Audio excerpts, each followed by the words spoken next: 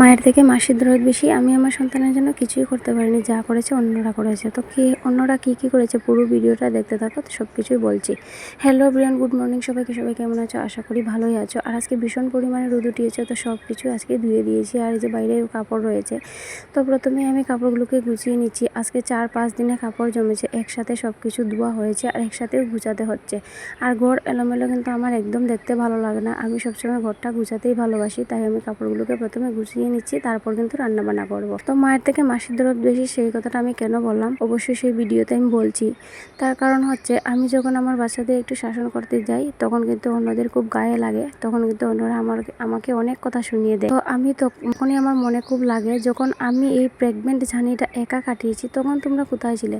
তখন তো এক গ্লাস কেউ জলও আমাকে দেওনি। তারপর আমি 4-5 মাস যখন না খেয়েছিলাম, আমার কিছুই খেতে ভালো লাগতো না। 4-5 মাস শুধু বমি হতো, যা খেতাম সব কিছুই বমি হয়ে যেত। তখন তো কারো গায়ে লাগেনি বা কেউ দেখতেও আসনি।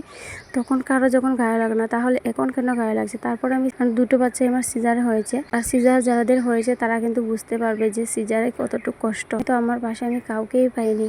আমি পুরো প্রেগনেন্ট জার্নিটা একাই কাটিয়েছি, তখনও কিন্তু আমার পাশে কেউ ছিল না। সি সেকশন ডেলিভারি যাদের হয়েছে তারাই সেই কষ্টটা অনুভব করেছে। 24 ঘন্টার মধ্যে এক ফোঁটা জলও খেতে দেওয়া হয়নি।